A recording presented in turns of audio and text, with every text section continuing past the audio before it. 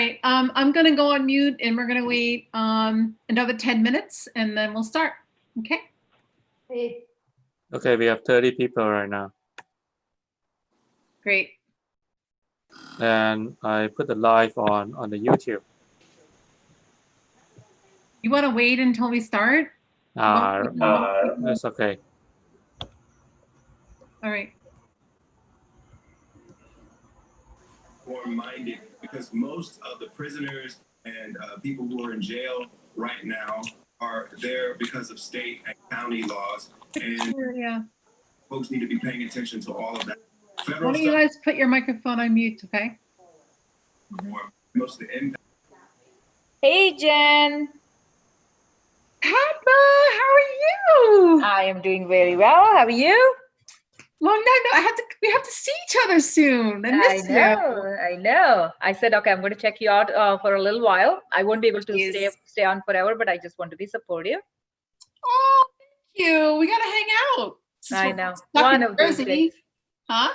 One of these days we do. I know. All right. All set? We're going to start at 7:05. Okay. Wait for some more people to join. Cool. Yeah. Look at that art in the background. Is that some of your stuff? That's some of my pouring stuff. Oh, it's gorgeous. Yeah. Very nice. Thank you. Mm-hmm. So how are the kids? They're good. We'll talk about it later. That's fine. That's fine. Yeah. Uh-huh. I'll put myself on mute. Hello, Kah-Wai. How are you? Hi. How are you? I'm doing well.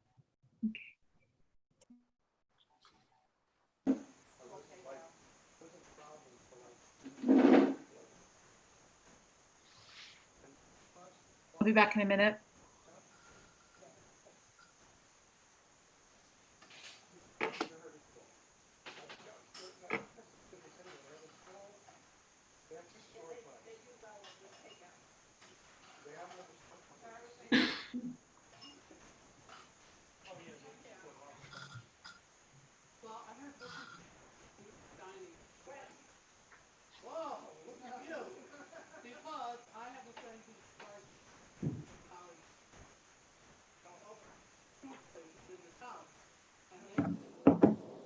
Another one that's kind of,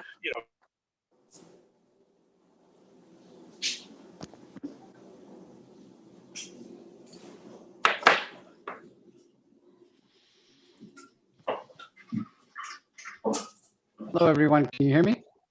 Yep. Awesome. Yep. Thank you for doing this. Thank you. Thank you for coming.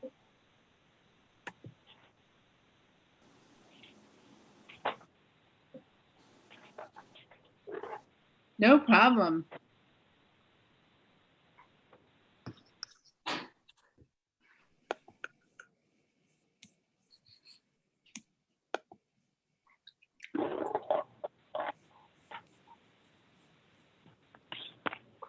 Padma, call me later so we can catch up a little bit.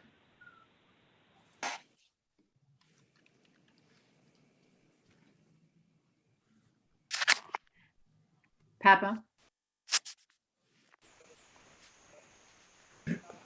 hello. Hello. Hi, Taj. Hello, Kah-Wai. Hello, Jen. Hi. We'll be seeing you on Sunday. Oh, Saturday too. Hi. Yep.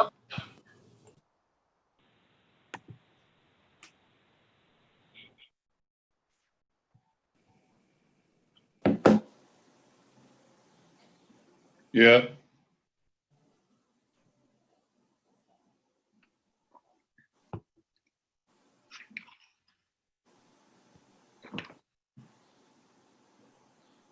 How many people do we have now?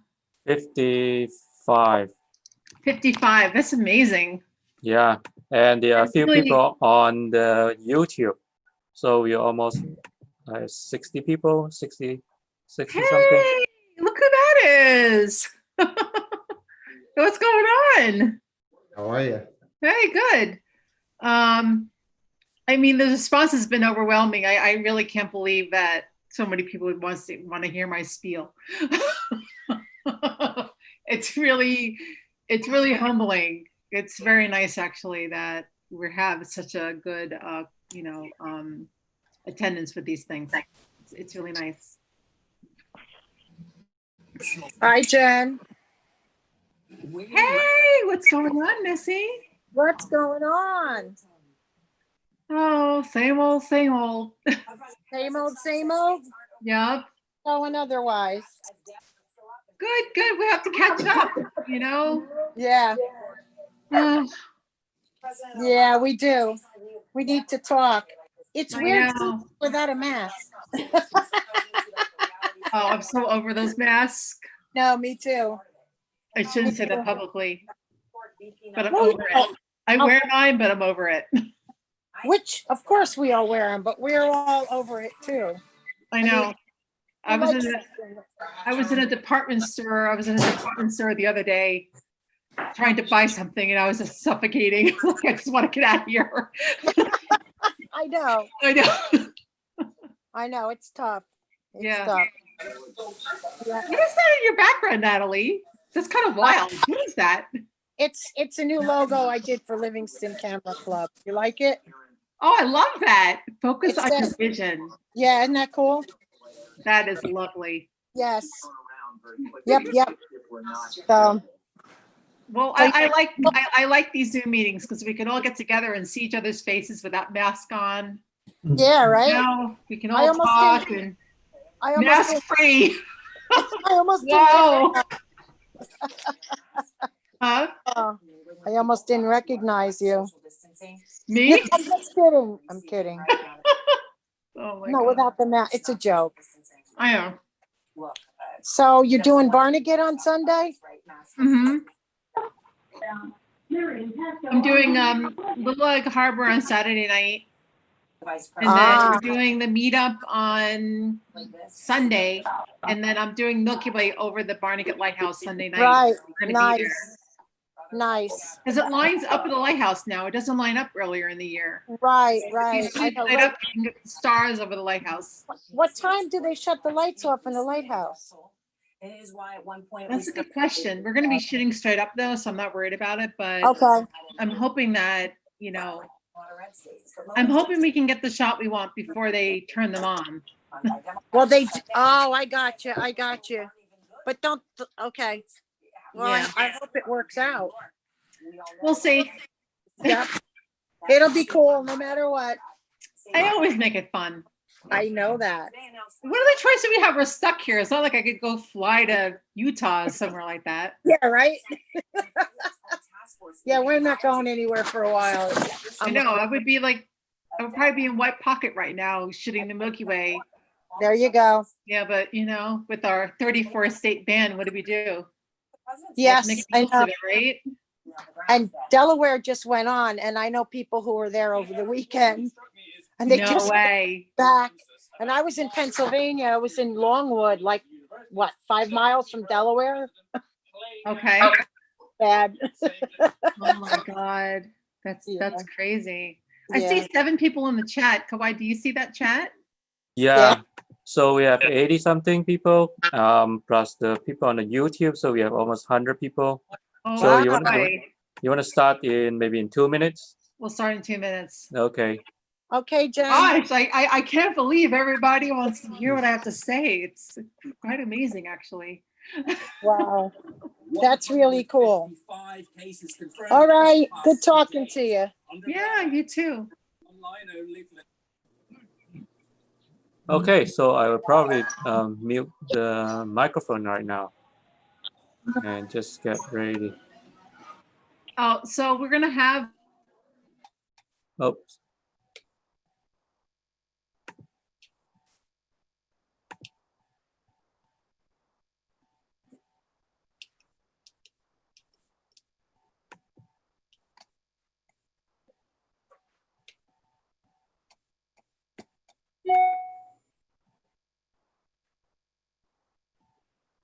You need to unmute, Jennifer. Jennifer, unmute.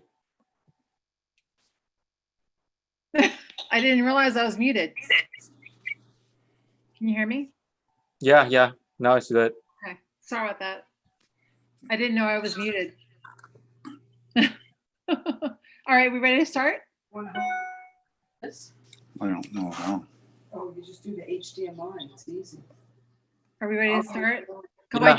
did you mute everybody? Okay, I'll mute everybody again, and then you have to unmute it. Okay. Okay. Yep. Okay, let's start. Do you want to do the introduction first? Yeah. Yeah, go ahead. Okay. I'm sure a lot of you know me, but some of you might not. My name is Jennifer Khordi. I'm a cityscape and landscape photographer based out of New Jersey. I shoot mostly in New Jersey and New York City.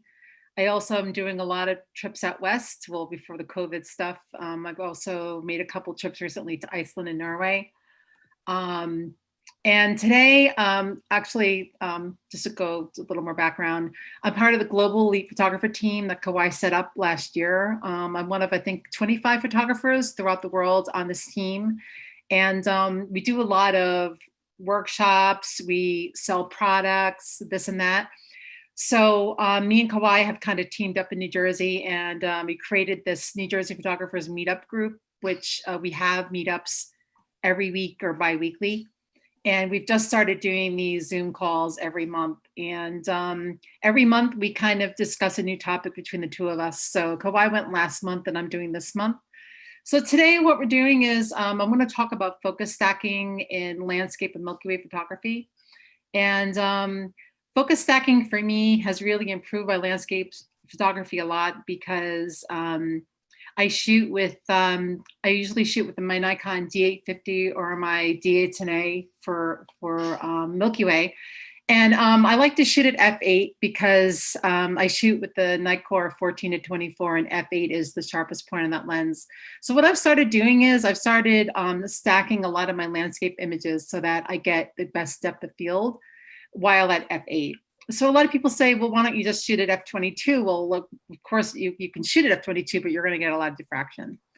So during this presentation, I'm actually going to be explaining how I focus stack. I'm going to be showing you a whole bunch of sample images, and I'm going to actually do some processing of these images to show you how it's done. Okay. All right, so I'm going to share my screen now. All right.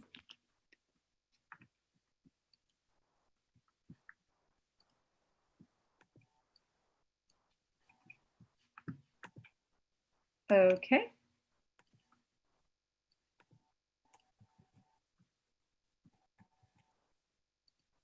Okay. So when I shoot my images, my main camera for landscapes is the Nikon D850. I'm purely a Nikon shooter. I use my D810A for Milky Way photographer. My go-to tripod is the Photofro Global Elite Photographer tripod, the 84C. The 84C is a larger version. What I love about my tripod is that it actually can go straight to the ground, allowing me to shoot wide open at 14mm, and allows me to focus stack. Again, my go-to lens for landscapes is my Nikon, the 14-24 2.8 lens. And I use the Nisi S5 100mm filter system on my Nikon 14-24. And I use my filters a lot, especially when I'm stacking daytime landscapes. I use the filter over the sky. So it really gives me a sharp sky, all right? This is the tripod that I use for all of my landscapes. Contact me if you're interested in buying one. I'm actually a Photo Pro ambassador, and we frequently give also tripod demos during our meetups. So like I said, if you guys want to see a demo, I can meet you, or you can come to one of our meetups, and then you can take a look at it. This is the website where you can place the order.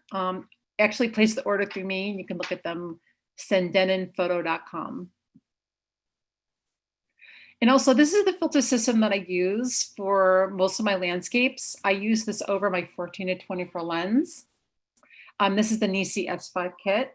And they actually have a kit that it contains a bunch of filters. So again, if you want to order these, you can look at this website. This is Kah-Wai's website, and you can contact me if you want it. I didn't mention on the presentation, we give 10% off anybody that comes to any of our meetups or attends the Zoom calls. Okay, and also this is available in smaller sizes. If you have a smaller thread, like a 77 millimeter lens, then it comes in a smaller package, and it's also a little cheaper. The bigger ones are a little pricey. Okay, all right. So today, again, we're going to discuss focus stacking in landscapes. So what is focus stacking? I'm going to close my my monitor a little bit so that I can see my big screen. So you're going to see a picture of my keyboard here. Okay. Okay. Focus stacking is a shooting and digital blending technique which combines multiple images taken at different focus distances to render an image that has a greater depth of field than any single source image. Okay. So I want to know why focus stack? Why not shoot at f/22? Well, lens diffraction. There's a tremendous amount of lens diffraction that you can get in these stop-down apertures, especially at f/22. Diffraction in photography limits an image's resolution as light gets dispersed or diffracted when passing through the small opening of a stop-down aperture. Okay. And also when you think about depth of field, yeah, the depth of field at f8 is okay. But then if you use the focus blending technique that I'm going over today, you will get a focusing near and far. And it's actually even better than f/22. And of course at f/22, you get a tremendous amount of diffraction. So there we are. There's our blessed f8. Okay.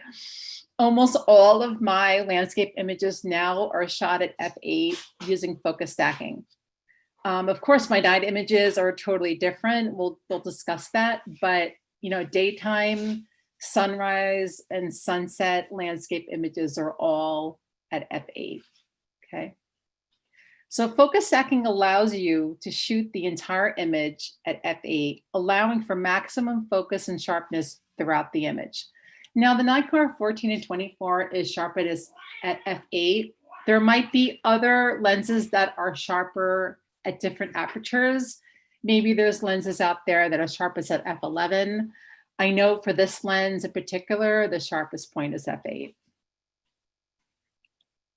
Okay, so, okay, you might be asking yourself, well, how do I shoot a focus stacked image?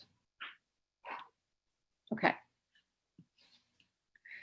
So I typically shoot a focus stacked image using my Nikon 8850 with my Nikon 14 to 24 lens at f8 on autofocus.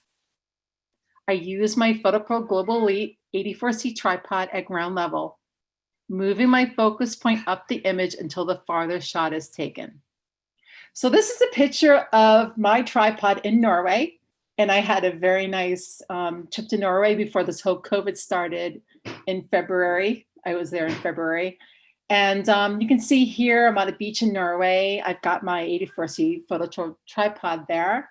And I've got my autofocus on, and I'm using my back display for focusing. So what I'm basically doing is I'm autofocusing this image. Jennifer. Yes. Can you put on a full screen? Yes. Yeah. Is that better? A full screen.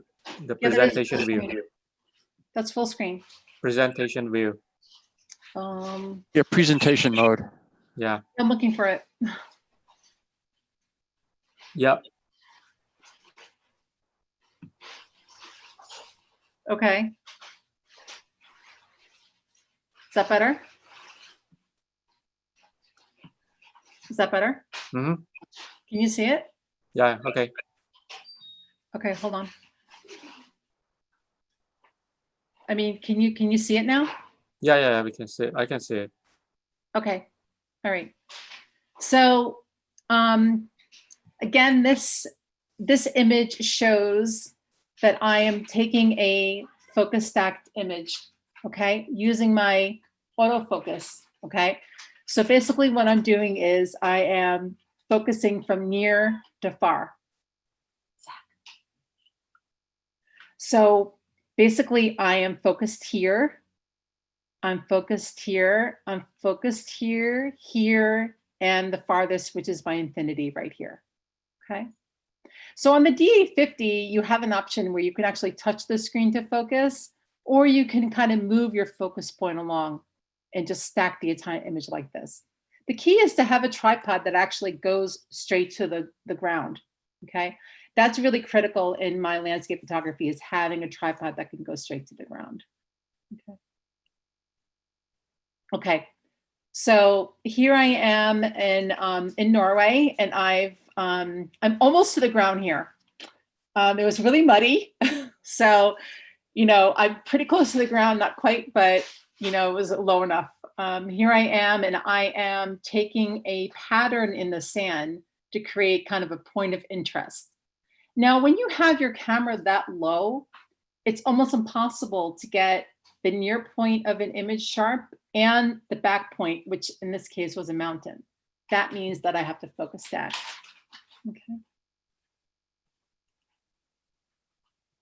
Okay, so I'm going to be showing you guys a couple of examples of focus stacked images, and then I'm going to show you how I do them in Lightroom and Photoshop.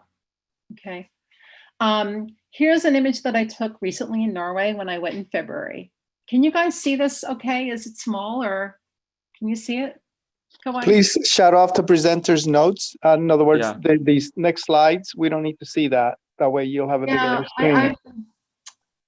I think you just have to right click on your screen and then turn off the notes.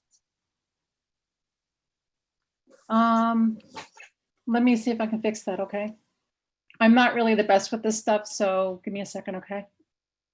Let me just end the slideshow and I'll start it again. Yeah.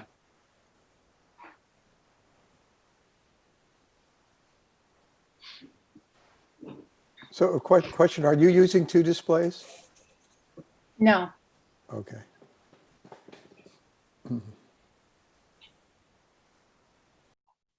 Is it the presenter view? Hey, Jen, can you hear me? Yeah. Okay, so if you go all the way down to your right-hand side, there is a little icon. Yeah, click on that and see what happens. Okay, and it's giving me the notes. Jen, go to your screen that you had just prior to that and go into slideshow menu, which is you're across the menu bar. So X out. Let me try the slideshow. That's better? Yeah. Now it's good. Okay. Sorry guys, I'm not Miss Expert here. When I'm presenting at camera clubs and all that, usually somebody helps me. So I'm good with the camera, but not this. Okay. You're doing great, Jen. All right, thank you.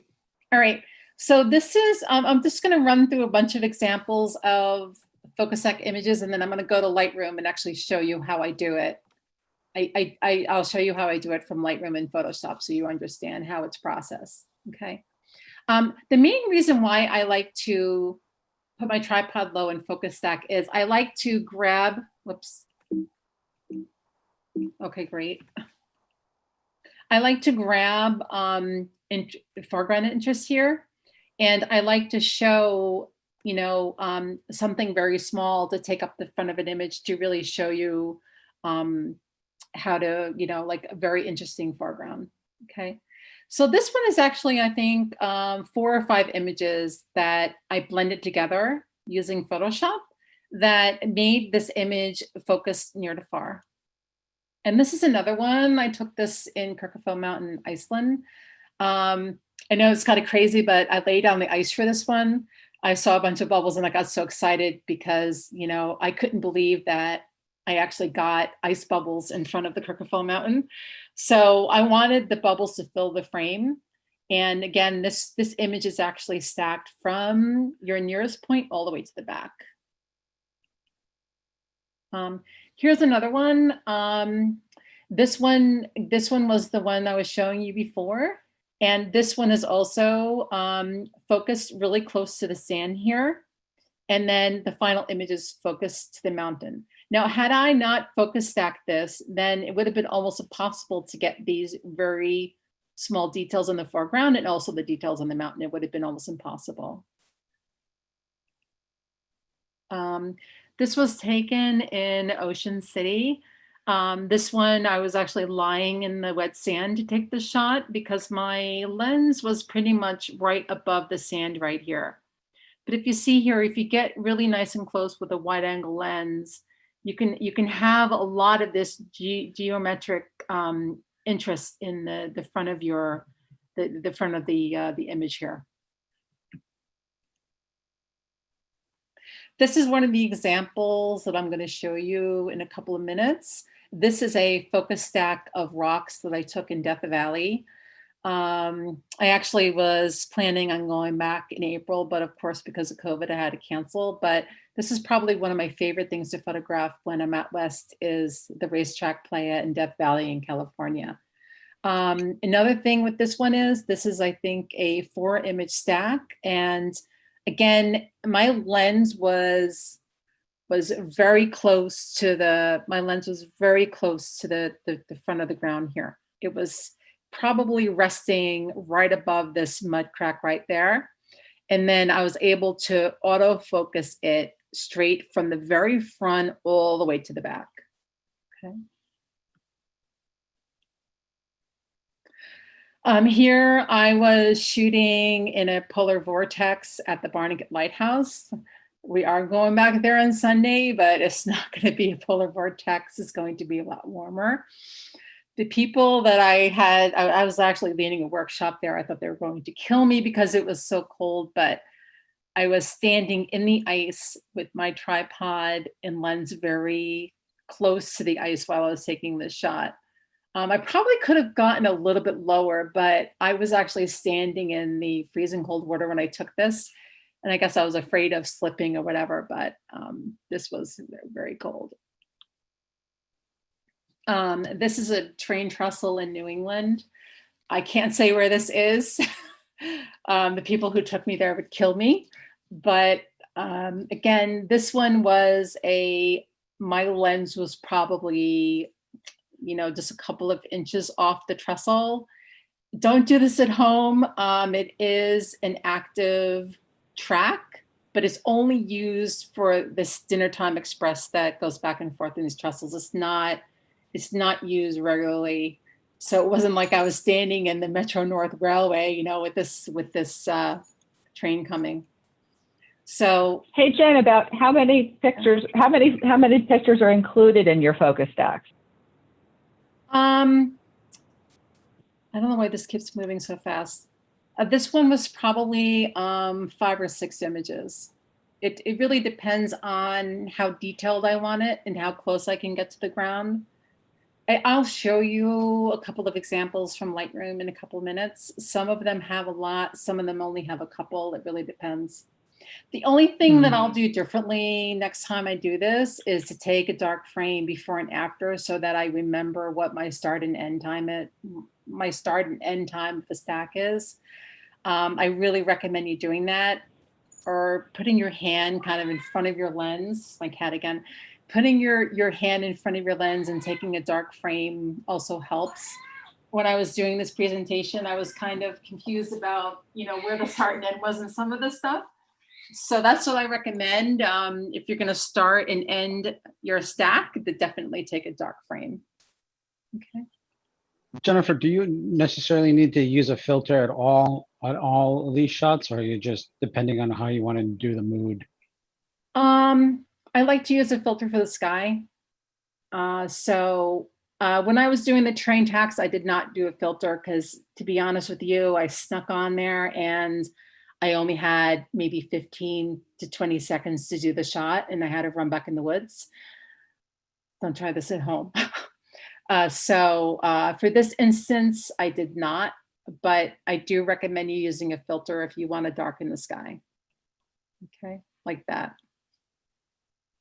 I did also use a filter on this one. Again, here I always look for patterns in the ground. I always find that if you can shoot with a wide angle lens and get really close to your subject, I really feel that, you know, getting close to the ground and doing a focus stack makes your image like 100 times better, because your eye is kind of leading into the image, right? Your eye is your view is kind of drawn into your subject by having an interesting foreground like this.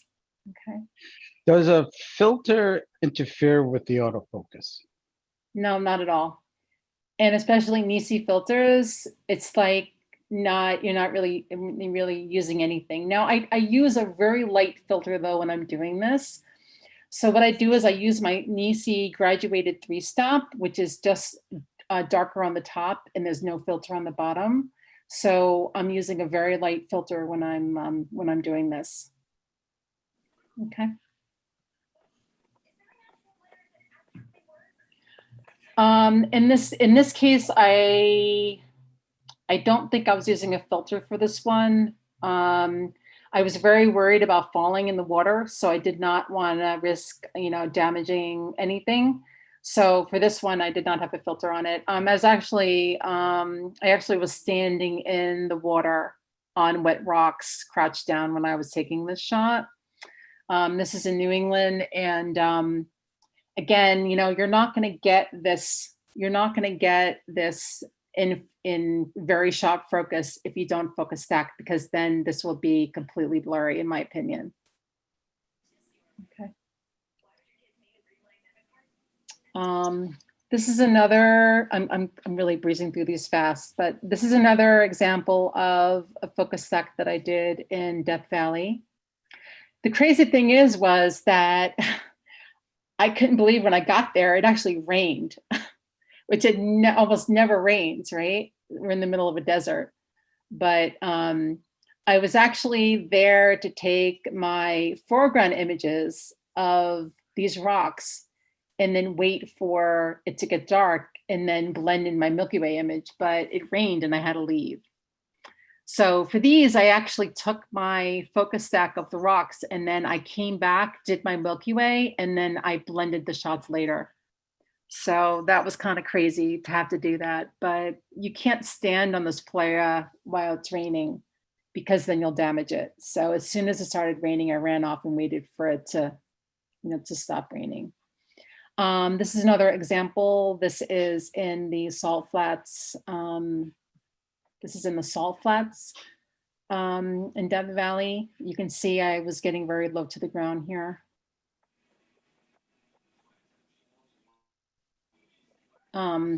This is in White Sands National Monument in Arizona. I love to place flowers. I know Padma would like this shot. Padma loves flowers. Sorry to sing you out, Padma. But I placed the flower in front of my image. And again, you know, I'm very close to this group of flowers with my super wide 14. I do know a couple of other photographers who shoot out west that also love to shoot flowers. There's a whole bunch of landscape photographers out there that do that. But I wish I had more time. I wish I had time this summer to get out there and shoot some more. But hopefully, you know, next year, this COVID stuff will be over and I'll be able to get out there to get more examples to show. This is one of my favorite focus stack images I think I've ever done. This was in the Valley of the Gods in Utah. And this is actually one of the lesser known parks in Utah. And the reason why a lot of people don't go out and visit this place is because it's in a dirt road and the roads are kind of crazy out there. And also every time I go out there, it just seems to rain a lot. And I actually almost got stuck out there in a flash flood on the same trip. So you got to be careful when you're going out there to not be caught in this park in particular in the rain. As soon as it starts raining, you have to leave. But anyway, so you can see the rain clouds here. And The crazy thing is that I actually was scouting for Milky Way, and I stopped here and got this shot of this bush, which I actually got very close to with my lens. And then of course I had a focus stack because I wanted to make sure that this sky also wasn't focused. So I was able to get, you know, kind of a, I think this is only 2 shots though. I think I only took this and this. I don't remember why, but. Okay, Jennifer. Yeah. There's a question in the group chat. So how many images are included in this focus stacking example? I think it's referred to the previous image. This one? Yeah, maybe this one or the previous one. Yeah. I think these are all 2. The ones that I showed you before were maybe 4 or 5. I think these are 2. I think this one was 2. This one was just 2. This one and this one. It really depends, right? Also, you have to be careful sometimes if you have a lot of bush like this, you know, you do have, when you focus stack, you actually get a slight movement of your lens because you're focus stacking. You have to be careful when you have a lot of bush like this because sometimes it won't blend right. So it's really a call on, you know, how many stops you have to make with your stack. Okay. This is another one. I really love this one. This was in, again, the Salt Flats in Death Valley, and the sky was just crazy. It was just a really a wild morning. That was after we had shot Milky Way. We waited for sunrise. We were out there all night and got this shot. This is another one where I was super close to this plant and it was almost vertical. So my lens was very close to this one. This one, this is probably one of my earlier ones that I did. And looking back on it now, I didn't get a really sharp focus of the back mountains and I don't remember why. Maybe I had heat stroke. I had gone out there a little bit too late in the season to really, you know, it was really not good for my health. But thinking back on it now, I didn't get, I should have paid more attention to my focusing out here.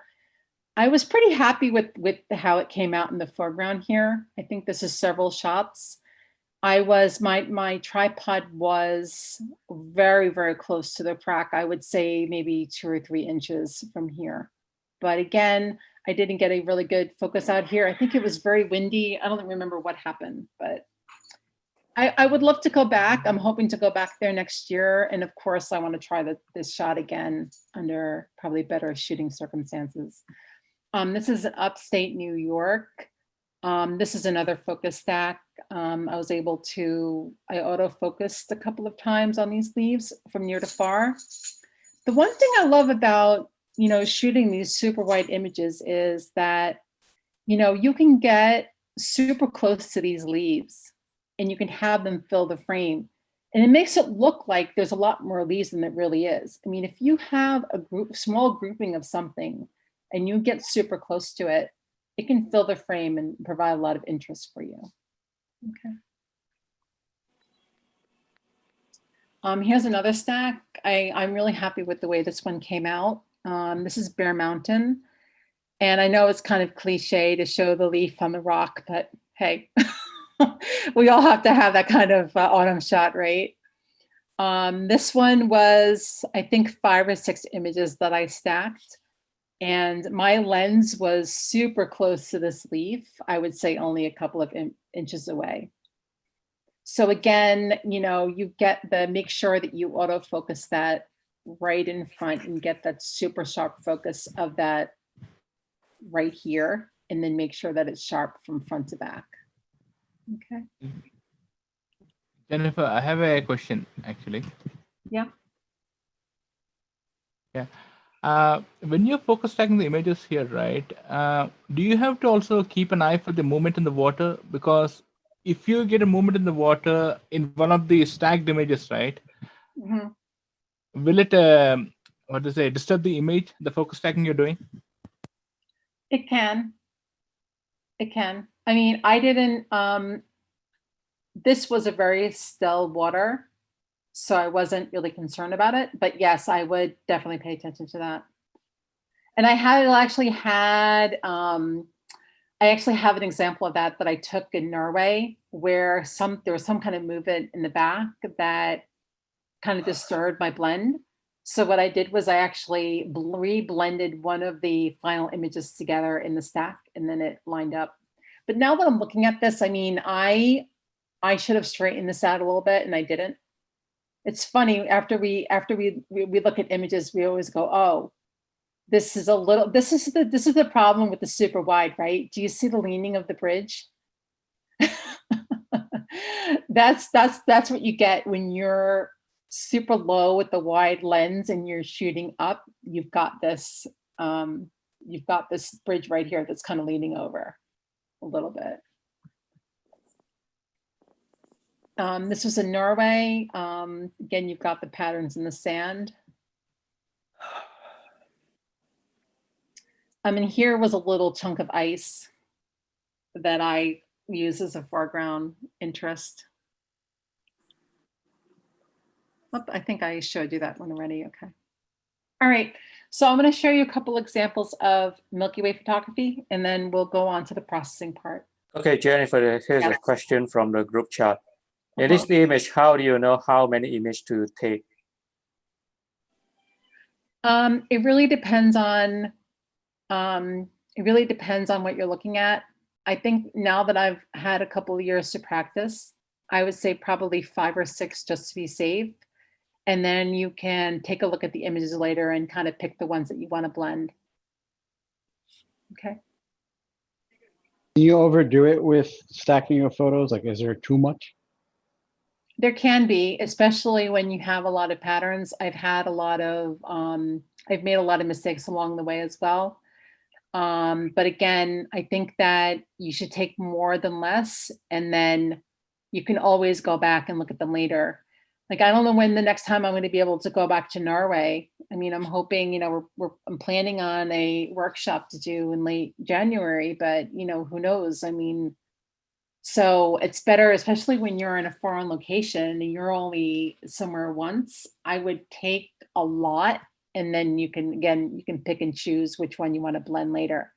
But you have to, your lens kind of breathes when it focuses at different points, and sometimes it doesn't line up. Sometimes when you do the stack, it actually kind of makes a mistake, and you can actually see the mistake in the blend, meaning that not a mistake, but when the lens moves, it actually will move the image just a little bit. So sometimes you have problems when you're going to process them. Okay, here's another question from Cindy. If you're getting a few inches of your foreground subject, it sounds like you need a lens that can focus that close. Yeah, you do, but you know, I think there's a mathematical distance that you have to be away from the image in order to be focused. And I think that's available in the photo pills, right? What is that called again? Kah-Wai, you're better at that than I am. There's a kind of a minimum focus distance. Minimum focusing distance, yeah. Yeah, you have to look up what the minimum focus distancing is in your foreground.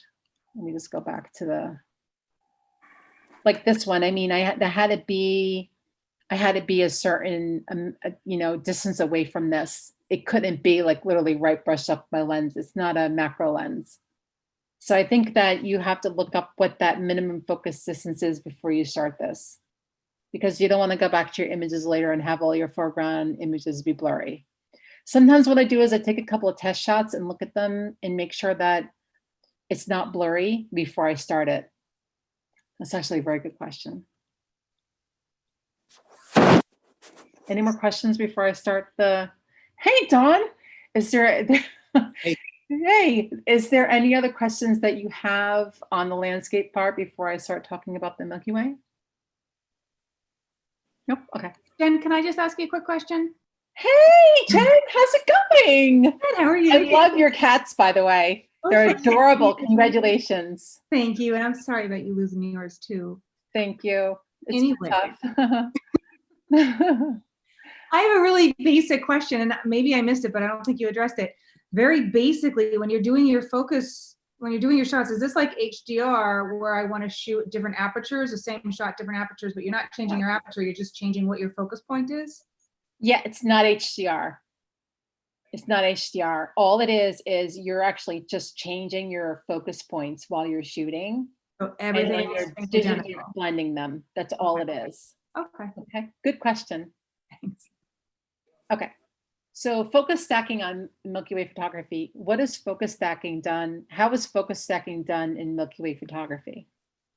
Okay, focus stacking in Milky Way photography is similar to landscapes, except that you stack your Milky Way image first using a stacking software such as Starry Landscape Stacker or Sequator, then blend that sky with your foreground stack. Okay, what do I mean by that? Right? Okay. So this is actually not the best example because I didn't stack the sky. Let me see this one. Okay, this is a good example here. So basically what you do is you stack your sky. This is my the Milky Way in Death Valley.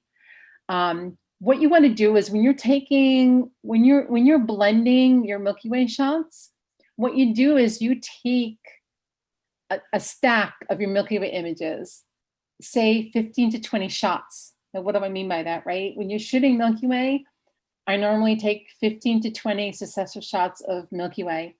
And then I take those shots and I actually blend them together using Starry Landscape Stacker, which is a Mac software, or you can use Sequator in Windows, okay? Once you digitally stack your sky, what you do is you blend it together with the foreground image that is most likely stacked if you are close to your subject, okay?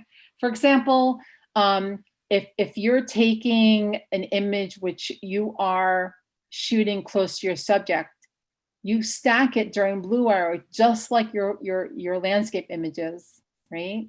You get that blue hour shot, which is what this is, and then you stack it with your sky, and then you're done.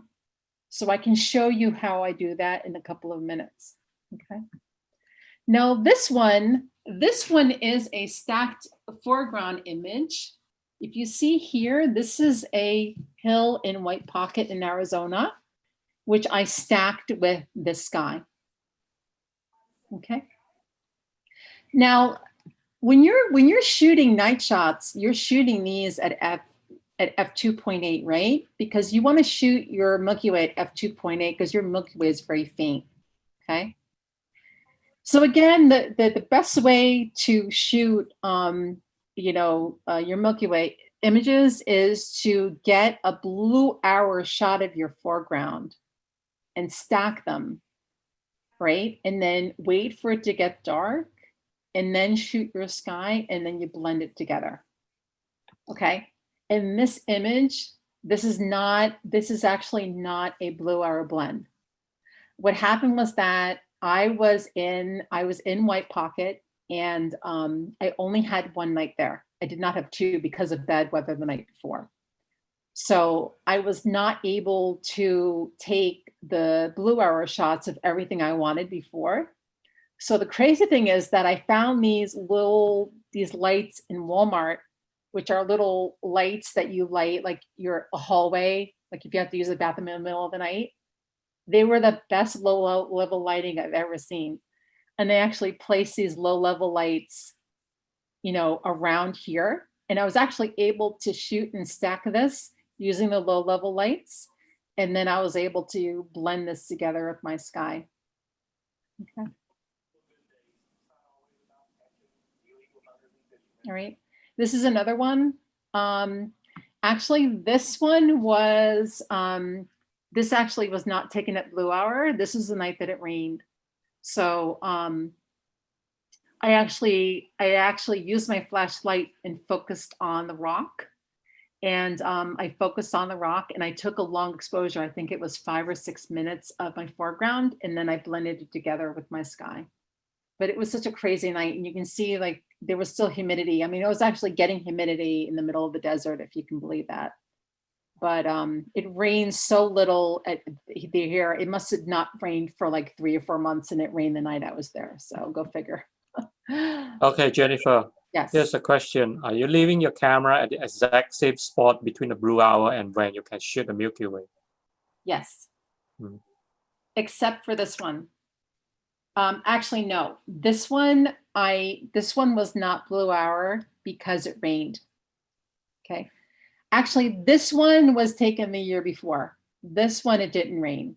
And you can see the difference in the sky between this one and this one, right? Oh, okay. So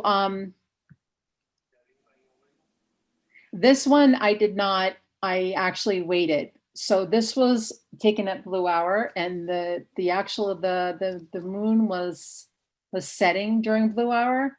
And then I actually waited, I think 2 hours for it to get completely dark. And I took my sky stack and then I blended them together. But you have to have a lot of patience. I think I fell asleep. I lay down on my jacket and fell asleep for an hour waiting for it to get dark. So you have to bring like a little mat or something like that because it can get tiring and you're out there for so long. Any other questions? Okay, here's another question in the group chat. How do you stack the Milky Way? Isn't the camera on infinity focus? Is it a number of infinity focus shots stacked together? Okay. Well, I wasn't going to talk about shooting Milky Way in this course, but I'll just give them a little bit of information. What you have to do is if you're shooting Milky Way, you have to manually focus on a star. Your infinity point means absolutely nothing. So what I do is I shoot the foreground shot, wait for it to get dark, and then I have to not move the camera, put my camera on manual focus, and I have to manually focus on a star. Make sure I get a super sharp focus on the star. And then I set my camera in continuous mode and I take 5 to 20 images quickly together and stack those. You cannot have any gaps. What the stacking software does is it actually lines up the stars for you. It lines up the stars, and if you have gaps, it doesn't line up correctly. Okay? Any more questions? Okay. This was a salt flat, and I think Don was with me when I took this. You remember that, Don? We were in there in June. We were sweating. It must have been 100 degrees. So this is a blue hour stack. And what I did was I matched the white balance of the foreground, which was actually a lot warmer than this because it was at sunset. I matched I matched the white balance of my foreground with the sky. Okay. So one of the last ones I want to show you before I get to the processing one. This was a flower shot that I took in the Valley of the Gods. And I had very little time there because of all the bad weather. What happened was that the Valley of the Gods got flooded. I had to wait for the floods to die down and dry out. And then I had to wait that it didn't rain. And then I went in. What happened was that I got my flower shot at blue hour. I waited for it to get dark. It didn't move the camera. And then lo and behold, the clouds came in. And I just could not believe my bad luck. So unfortunately, could not get a very clear Milky Way that I wanted over this shot. But what do? I did get a meteor here. So if you want to shoot your flowers as a nice foreground element, you really have to take them in blue hour because otherwise it's going to be too noisy and too dark. Especially in a place like Valley of the Gods. I mean, when you go out west and it's so dark out there, you don't want to be stuck waiting to take these shots in the dark. And it's very hard to focus on a near object in the dark manually. It is almost impossible. I've tried that. So now I say, okay, I'm going to get, 2 shots when I go into these places. I've got 2 cameras. I'm going to do 2 compositions and that's going to be it for the night because I'm not going to try to shine a flashlight and try to manually focus it. To me, it just never comes out right. That's why I always try to get the shot during blue hour. Okay. All right, and I don't want to talk about upcoming workshops yet because I was going to show you some stacking. Does anybody have any? Okay, well, I can leave it on this and then. Does anyone have any questions before I get to the processing part of this? Do we have any questions, Kah-Wai? Jennifer, actually, I have a quick question for you. Yeah. Have you ever tried focus stacking of star trails? Yes. Yeah, I'll actually, when I'm going through my Lightroom, I can actually pick out the shot and show you, but I've done that with star trails, yes. Okay. So the star trail shot, you take the star trail shot just like you would the Milky Way. You get your 300 or 400 images of the stars that you want to stack. You use star stack, take the star trail, and then what you do is you blend them with your foreground, and that's your star trail shot. Oh, look at Jen's cat. Oh boy, I love it. I'm so jealous. Oh, it's so beautiful. Sorry, guys. I have a lot of Jen, pets one here. more question. I want to be mascots. Yeah, Jen, one more question. Yeah. Like this focus stacking, right? Have you also tried this on macro photography? No. I mean, I could, but no, because like then this focus stacking is near and far, right? So yeah, you can take your foreground using a macro lens, but then you have to change lenses, right? I mean, I don't really use macros, so probably Padma is probably the best person to ask about that. Padma is our flower macro extraordinaire. Sorry, Padma, I don't mean to single you out. I don't know if she's still on or not, but. All right, guys, I'm gonna show you some processing stuff. All right.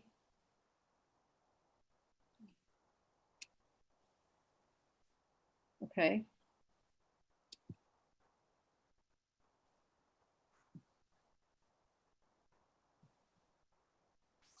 Okay.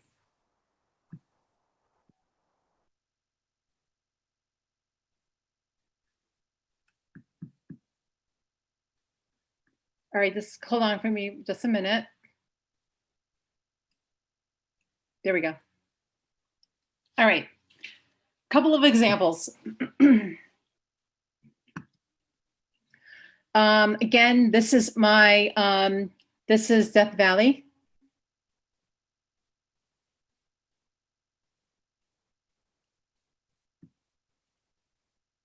Okay. Now, I want to show you something. Look at the foreground, okay? Can you guys see this? Let me do full screen.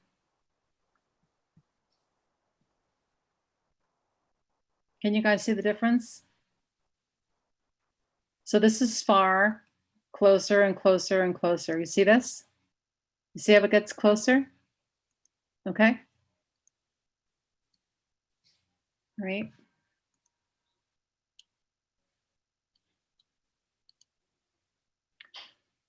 So how you do this is I'm gonna do my stack now. I'm gonna select my full stack. This is 5 images that I took. Remember I was showing you before? You do photo, edit in, open as layers in Photoshop. Okay.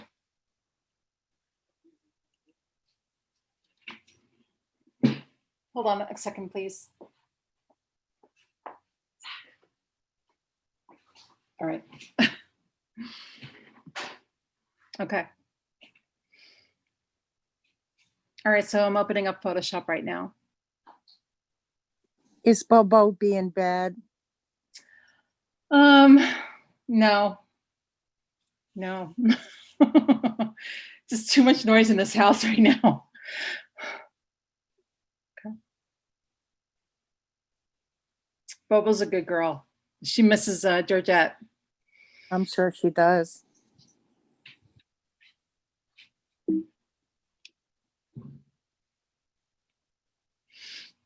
She keeps looking out the window for her little sister, and she's out there. Oh. Yeah, what do you do?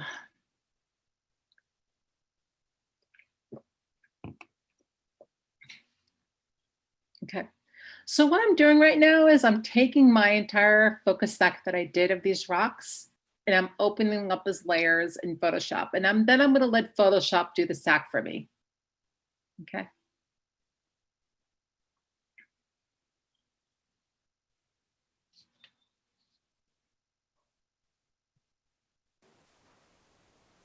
So you just simply opened all of those simultaneously as layers. Yes. Okay. My computer is extremely slow. I want to get the MacBook Pro very badly, but the one I want to get is very expensive, so I have to wait. Definitely have to save up for it, but my computer is definitely too slow for what I need it for these days. I have so many pictures also. I have them all on different drives. I have like 300,000 pictures in my library or something like that. Something crazy like that. Yeah, no, it's nuts. Okay. Okay, so what I do is, right, I selected my layers. You see that? Okay. No, hold on. Of course, now, hold on a minute. I'll just remember it in a second. Under edit. Yeah, I know. I'm just, here it is. Okay. So I had to think for a minute. I forgot. Auto blend layers. Okay. It's just going to blend them. All right. And then I usually just do the stack and then click OK.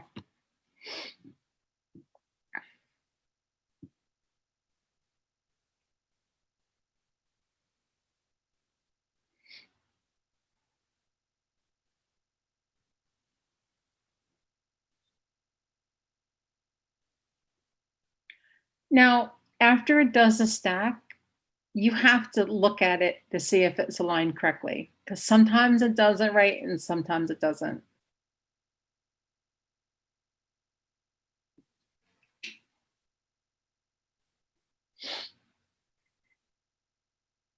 Do you see this rainstorm coming in? I mean, this wound up being a pretty rare shot in Death Valley because it never rains there. Okay, now let's take a look. Oops.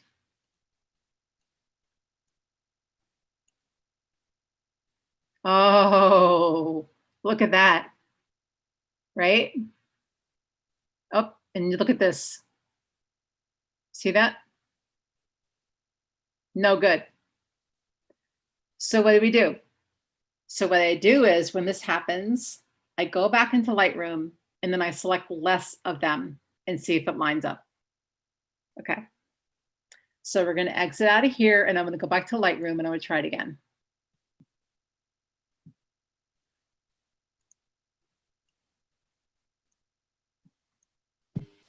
Hi, Jen, do you mind the question? Yes.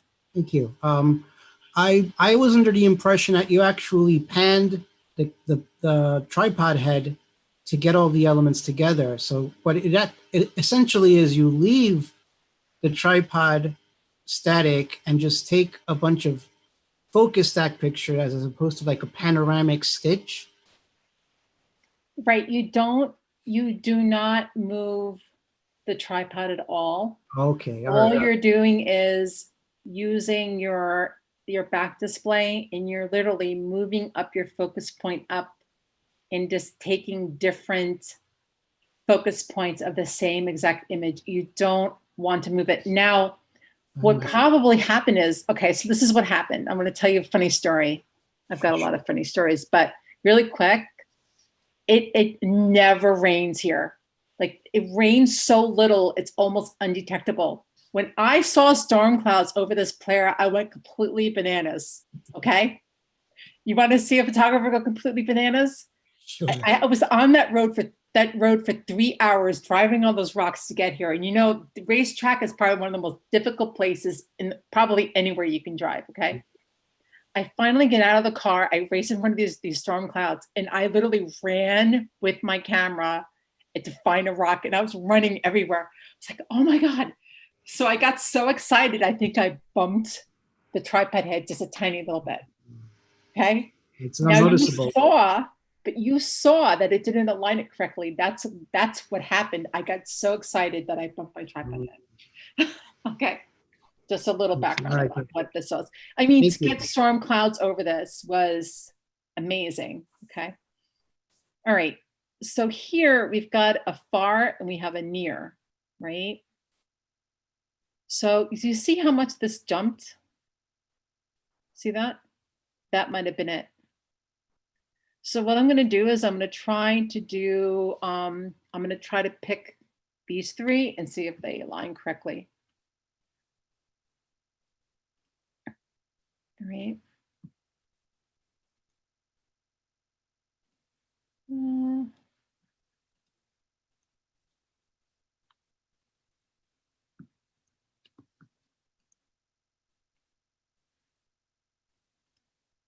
Right. All right, I'm going to open them up in Photoshop again and see if it aligns. Okay. Trick is don't touch the tripod head. And when you're taking these images, make sure that your tripod head is secured really tightly. Don't be like me, you know, going nuts and bumping stuff, because I do that a lot. Perfect example of what happened. So now we're gonna try to blend it in. And what you can do is, if this doesn't work, what I can do is I can take one of the final skies and I can manually blend it in later. And I'll show you how I do that.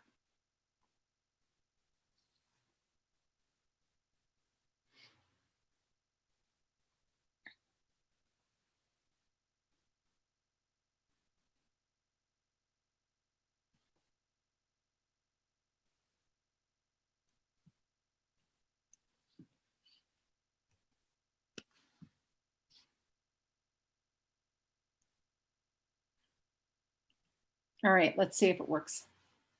If it doesn't work, I'll show you another way to do this.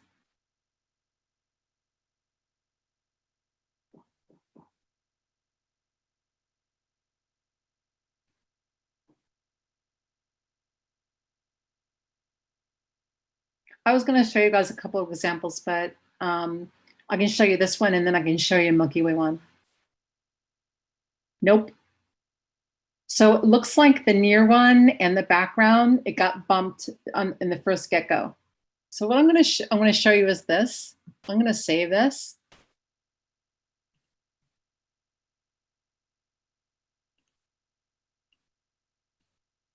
Okay.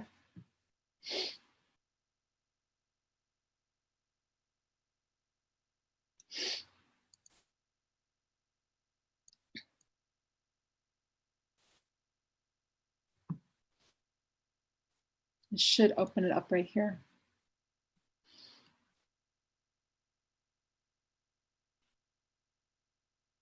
And my computer's slow. Hopefully it saves it back in the same place. Oh, it's saving it, okay.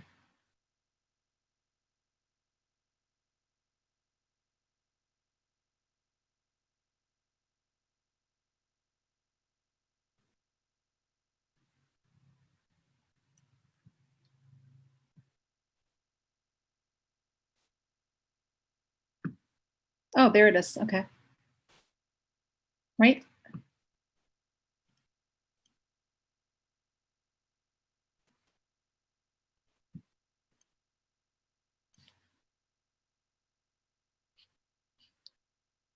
All right, I selected the one I tried to blend and I selected another one where the far image is sharp. And I'm gonna open that back up into Photoshop.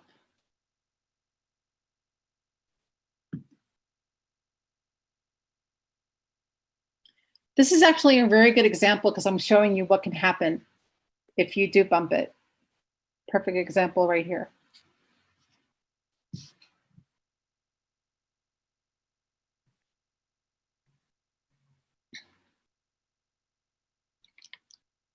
Is there any questions, Kah-Wai? Yeah, there are a few questions here. Okay. So why you would not use the order align first, then blend? I usually use a line if I'm doing a panorama, but not a blend. So if the picture jump, that means the tripod move? I actually bumped the tripod head, yes. So this is the workaround I'm going to show you right now. Another question from Jackie. Yes. What do you do if you don't use Lightroom? I use ACR, then go to PS.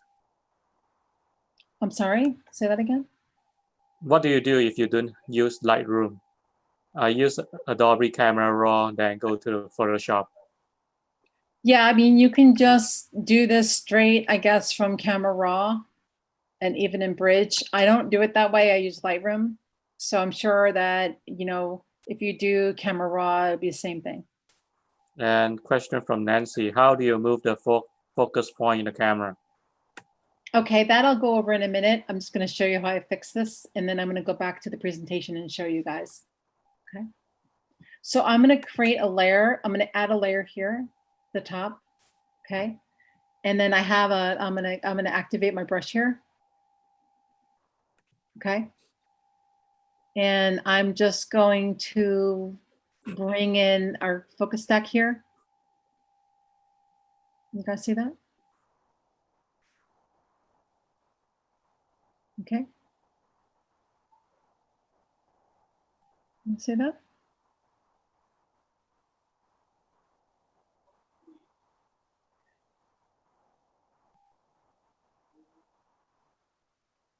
Can you guys hold on for 1 second, please? I'll be right back.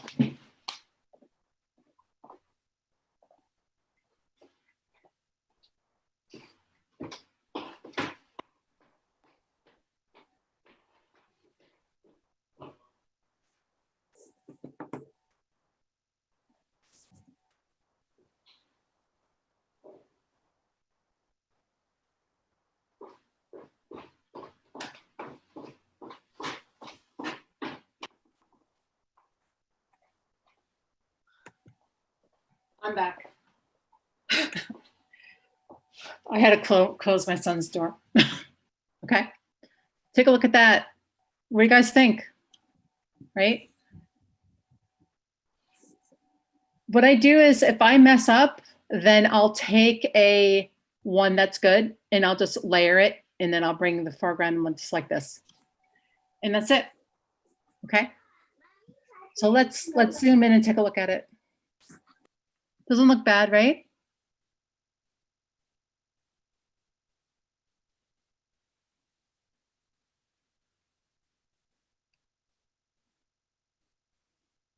This is where it gets tricky. You see? That's where it gets tricky. All of these patterns get really tricky to blend in. Okay. You get the gist, right? Okay.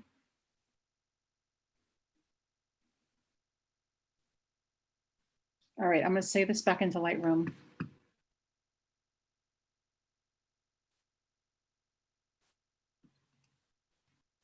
Let's just take a couple of other ones. Let's take a look.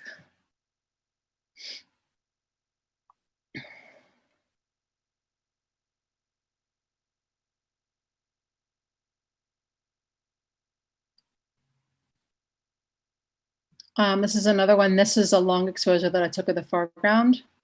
Okay. And this isn't a stack, but if this were a stack, then I could take this image and blend it in with one where the Milky Way is sharp. Let's see. Now, this is actually one that I blended together. I actually blended in this here into the Milky Way, and I just changed the white balance. I don't post images like this because this actually isn't real. This is actually facing north and the Milky Way is south. I would never post an image that's not real like this, but you could do it. You can blend a foreground like that and change the white balance into a sky and have a result like that. Okay. So take a look at how noisy this one is. So I can actually blend in this with this and then see if it lines up. But I mean, like I just showed you how I do that, so I don't have to do that right now, but you get the general gist, right? Let's see if that's any more I have to show you.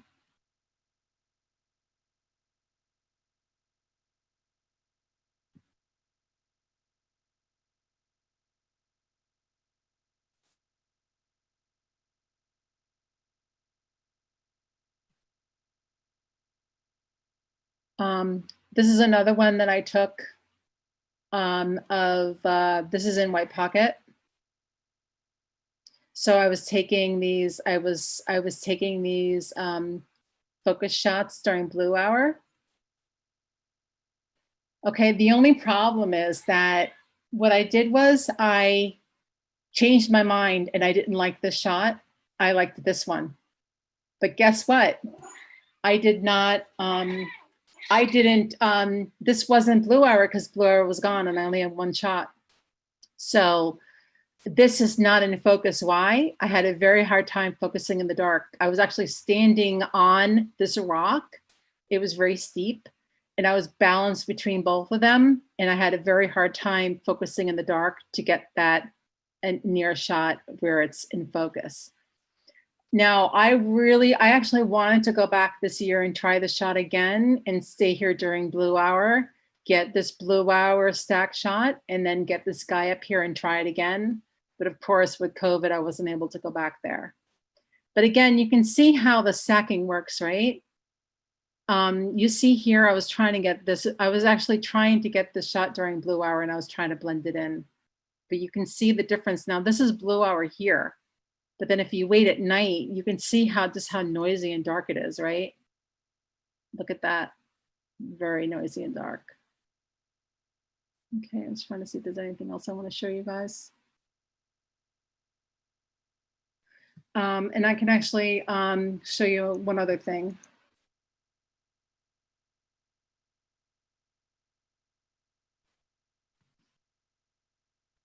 I'll show you the one I took in Iceland. Is there any other questions? I know we're going over a little bit, but Kah-Wai, is there any other questions? No. So there's one question of which two is it that you were working with? I'm not quite understanding the question. Probably she's asking the software you're using. There's a Lightroom and Photoshop. Right. Yeah. All right, I'm opening up Lightroom again in a different catalog, and I want to show you a couple more, and then we're going to wrap up. Yes. Jennifer. So she asked which tool that you use to brush the layer. I think. The brush tool. Yeah, the brush tool. Yeah. I'll show you one more example.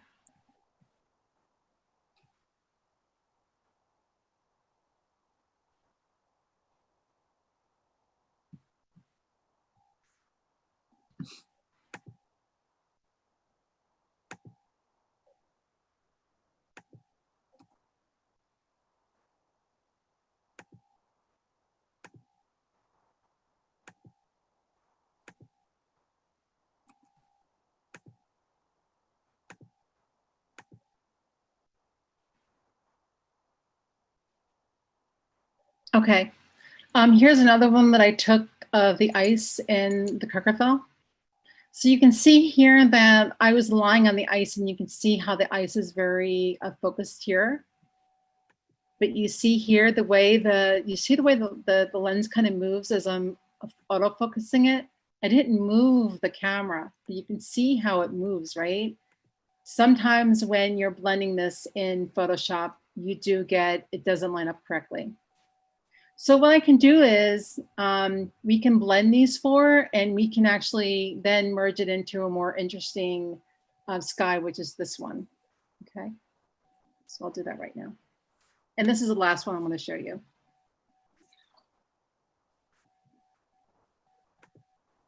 Okay.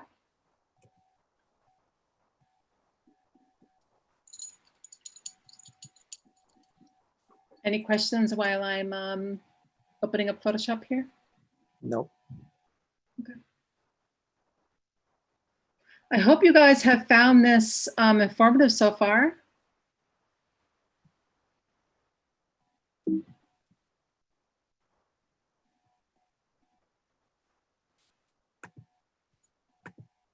My cat will be our little mascot here. Oh, she loves the Zoom calls. She doesn't want to get on. Bobo. Huh? Hi, Bobo. Oh, thank you. She misses her sister.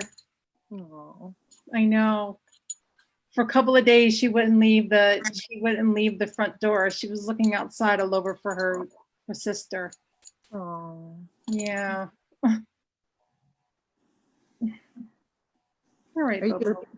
I hear Bobo's bells. What? I hear Bobo's bells. Yeah. Every time I have one of these calls, she's in my lap, just, you know. Aw. Yeah. Okay, so This is great. Thank you. What? This was great. Thank you. Oh, you're welcome. Yeah, the whole point of this is to, you know, have these monthly calls, and, you know, I love sharing information and I love helping out, you know, so if you guys, you know, got anything from this, that I would be really happy. I have one question about the breathing of the lens. Yes. So I have noticed that happens, and I have the same camera and the same lens. Oh, yep. Mhm. It especially seems prevalent when you do more close up, things that are a little closer. So is there anything you can do to stop that from happening? No. And you're actually moving the focus point yourself. You're not using the stack feature in the 850? I don't, I know this sounds crazy, but I'm a very manual shooter. I move it myself. Okay. I don't use a lot of the auto features that cameras have. Okay. I prefer to do everything myself. Okay. So I'm gonna blend these, and let's keep our fingers crossed here. This is an easier blend because we have these are big shapes here. It's really hard sometimes to blend something like the racetrack player where you have those small little mud cracks. So you when you're trying to blend something like that, there's a lot of room for error, meaning that if there's a slight movement of the lens, then you do get some problems when you're trying to blend it. Okay. What happened here was in Kirkafell, I had stopped on the side of the road because there were these horses that came up to me, and I overspent my time hanging out with these Icelandic horses where the sky was blowing up, where I should have left there and gone right to the mountain. So by the time I got to the mountain, a lot of the color in the sky went away. So I'm going to show you how I focus stack the foreground, and then I can pick a sky that happened maybe 15 minutes earlier, and then we can blend it all together into one image that looks real. Okay. So again, in this shot, I was lying on the ice when I was taking this. I was off the shore. I was on the ice. It was shallow. I didn't have a death wish, but it was kind of crazy. But I had to be on the ice because my lens had to be very close to the ice to get the ice features. You can't be really well off the ice and then have that ice fill the frame. It usually doesn't work like that. Okay. So right now I'm just blending this layer, and we're going to see how it turns out. Any more questions? No. Okay. All right. So wait for this. Someone is asking me how I autofocus with stacking, and I'll show you guys in a second. Let me just finish this.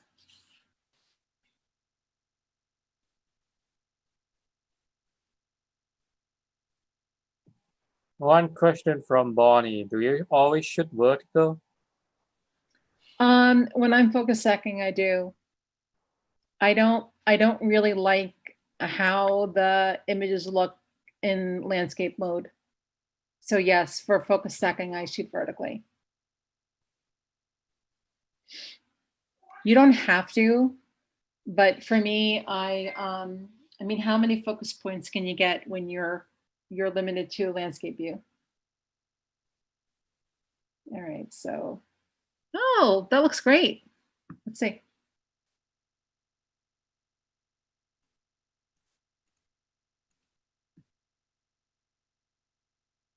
That came out great. It's pretty sharp. Look at that. Look at the ice in the foreground. Looks good, right? Okay. So I'm gonna, I don't see any errors. I think it came up really well. So I'm gonna save this back into Lightroom, and then we're gonna pick a sky that we like from another image.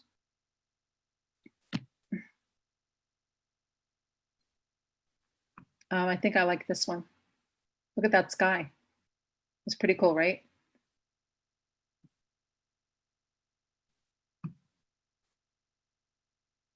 That one's nice too.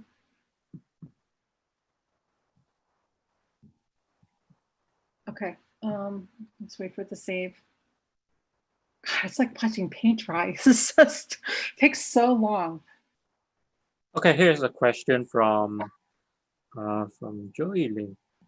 So I have a question on the stacking with Milky Way using Starry Landscape Stacker to stack about 10 shots. Somehow the star become darker. Any reasons why? What I do is I brighten every image up in Lightroom before I stack them. So I make sure that the image is right before I start. I don't know why it's darkening it, but you have to make sure that you edit and brighten every image before you stack them. And also you want to brighten your images before you stack them because you don't want to have the software give you dark frames. Okay. So here is our blend. So what I'm going to do now is I'm going to select this one and that one.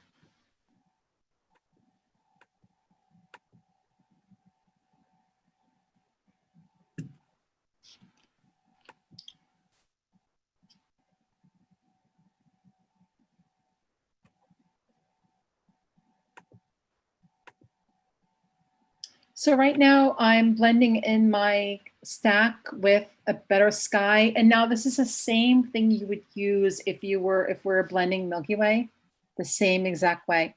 I would pick the Milky Way blend that we did, and I would pick my focus stack, and I would blend them, the two layers in Photoshop the exact same way. And it's the same for the person who asked about star trails. If you get a star trail image, then it's the same thing. Take your completed star trail, get your focus stacked foreground. Hopefully you get your blue hour foreground, and then you just combine the layers together in Photoshop, and then you're done. Okay, one question from Thomas. Do you ever do the panel with stacking? Did I ever do panel with stacking? No. That would be really cool. So question from Jen. What was the step from Lightroom to Photoshop? Okay, let me finish this and I'll show you.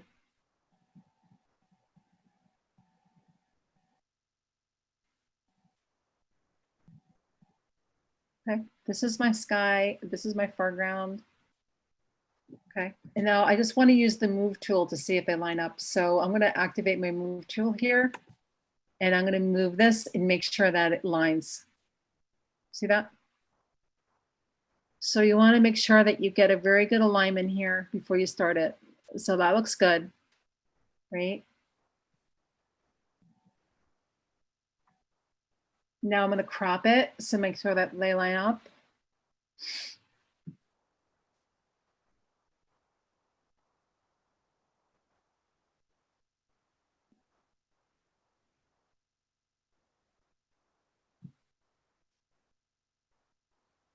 Oh my God. At least my computer hasn't crashed. This has been a good day.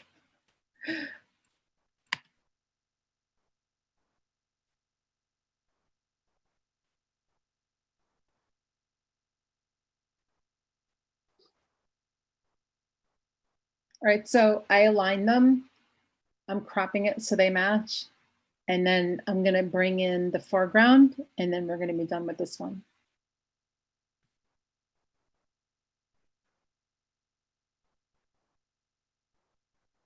Okay. So now I'm gonna get my brush. Someone asked about that. This is the brush tool. Okay.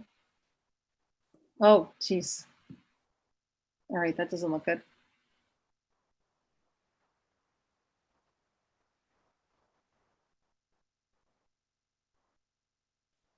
Why is it doing that? Hold on a second. Okay. You have to go to the layer mask. I did, yeah, it didn't work, so I'm gonna do it again. No, the layer mask, you have the picture picked instead of the layer mask. There you go. Oh, okay, thanks. Thank you. You're welcome.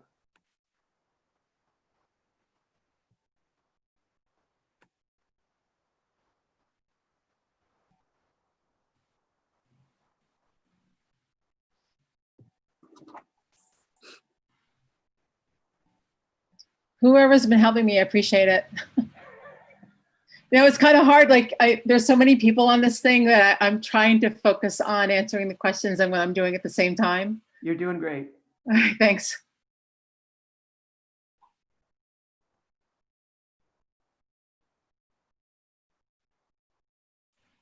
Okay. All right. One thing though that I should have done before I did this and I didn't, that this is just for demo purposes. What you want to do is you want to make sure that the images match in terms of white balance before you try this.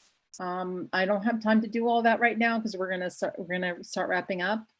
But you want to make sure that your white balance of each one matches before you try this. So you have to go into Lightroom and you have to make sure that your white balance is exactly the same because you want to make this look believable. Okay, so I would have warmed this up a little bit and not be as green so that it could match the warm tones of this one, because you can see how the sky changed. So the sky was actually very warm when I took the sky. Then all of a sudden, more clouds came in and everything became a lot bluer. So you want to make sure again that you match the different layers in terms of white balance before you go ahead and blend them. Okay, but we're going to pretend like this looks fantastic. I'm gonna merge the layers, and then I'm gonna clean this up because there was some spots up here that I want to clean up, and then we'll save it back into Lightroom, and then we're done. Okay.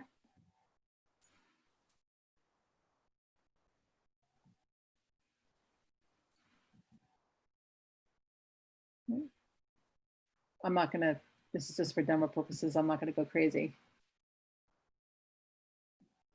Right. All right, guys, and that's it. And I'm gonna go back to the presentation and I'm gonna answer that question about the, about using the lens.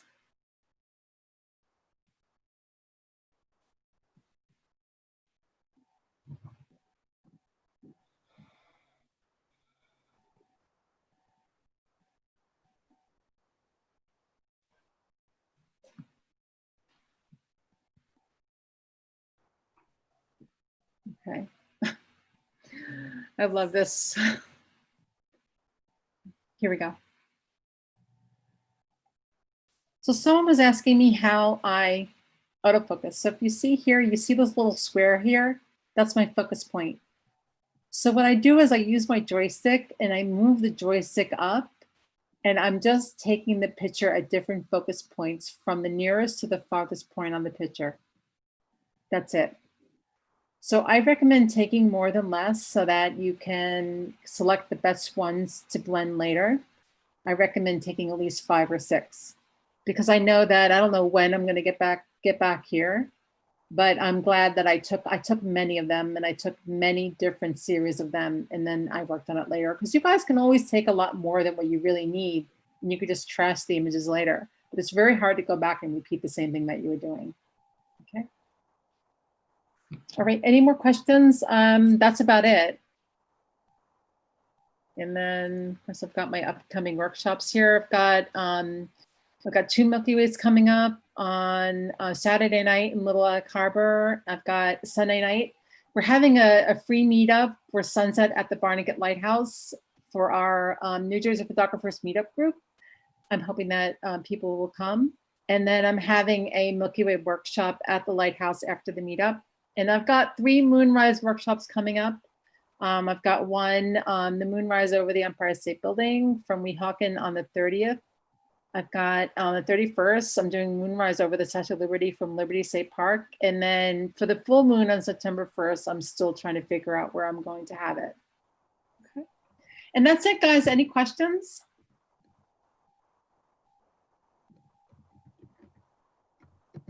Kah-Wai, any questions? No question from a group chat. Okay. Do you want to unmute everybody, and then if anybody wants to ask a question? Yeah, if you guys have any Okay. question, just unmute yourself and just ask. Okay. Yeah, this is the Q&A part of the presentation. So if anybody wants to unmute yourselves now and ask me a question, please go right ahead. No? Thank you. If not, I have one short announcement. So let me share my screen. Okay. So thanks everyone who's joining us today. And so this webinar series is sponsored by Photopro and Global Elite Photographer. So our next event by the Global Elite Photographer and Fei Tech is the webinar on August 28th. It's about learning the basics of a gimbal using a cell phone in the video creation. So if you want to know, if you want to sign up, just go to our meetup page or the Facebook groups to sign up.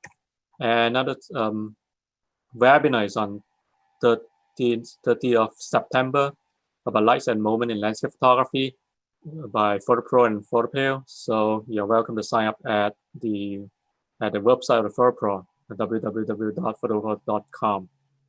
Okay, yeah. So I will hand back the microphone to you, Jen.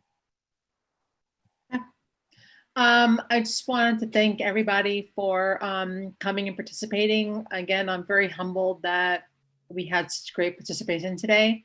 And I look forward to seeing some of you at this Sunday's meetup at the Barnegat Lighthouse. And we're going to be announcing the next webinar soon. Kah-Wai will be leading the next one in September. And again, thank you all so much for joining, and I hope this was helpful. If you guys want to, interested in a tripod or filters or workshop, just contact me, and we'll get you guys hooked up. All right. Thank you so much.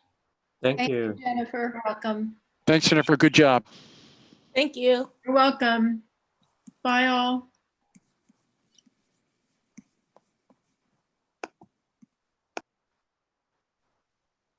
All right. Thank you, everybody.